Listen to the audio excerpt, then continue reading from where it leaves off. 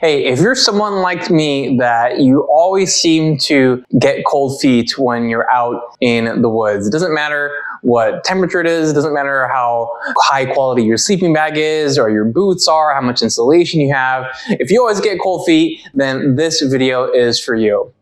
What's up, everybody? This is Backwoods Escape, and today I'm talking about an issue that has been a problem for me for a very long time, which is I always get cold feet when I'm out in the woods. Like I was said in the intro already, even though I have a really high quality sleeping bag, a 15-degree sleeping bag, 10-degree sleeping bag, whatever it might be, when I go to bed and the temperature drops, it doesn't really seem to matter what type of sleeping bag I have.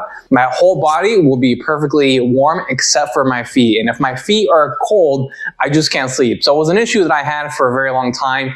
I tried all sorts of very thick wool socks. I would wear 2 socks, 3 socks at a time. Nothing really seemed to help out. So this past year, I went out and I wanted to find a solution to help solve this issue of cold feet. And that's where I came across these. These are the men's Tundra Aerogel socks from Outdoor Research. So as you can see right here, they're super lightweight and compact. So they do not take up a lot of space in your pack at all. You can even fold them up even more like this, whatever makes the most sense for fitting your pack.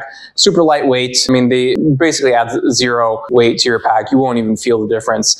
And they work just like a regular sock, right? So you slip in your foot, you can tighten right here, so that way there's no air escaping from the sock and it's very tight. And you do that on both ends, and then you just go to sleep and then you're good.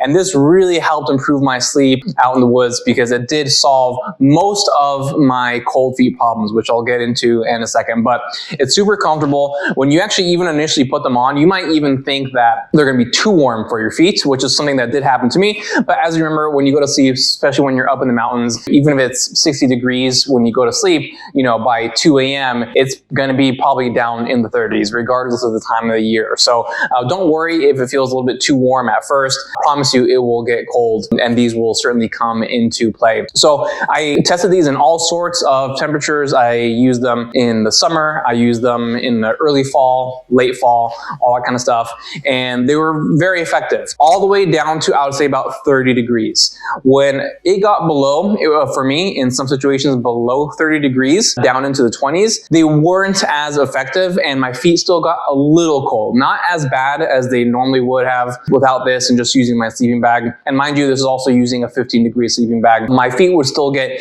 a little bit cold down into the 20s. I haven't tested these below the 20s, but I would imagine that if my feet still get a little bit cold in the 20s, then obviously they're not going to really be effective at all below that. So I will be looking for another solution for when I am in situations that are in the 20s or lower. But if you don't really find yourself in those types of situations too often, maybe you're mostly in the outdoors during the summer months, when probably the coldest is going to get down into the 30s, this is an excellent choice. Like I said, I really will keep on using these unless I know I'm going to be in an extremely cold situation. It just really helped me out in making sure that my feet don't get too frosty in the evening and I can sleep tight. So I will have the link for this down below. They're very affordable. Like I said, super lightweight and just easy to use. So I highly recommend these for the appropriate temperatures, which is 30 degrees or above. So let me know if you have any questions about this product. If there's any other gear you want me to review, just let me know in the comments below, and I'll be happy to test that product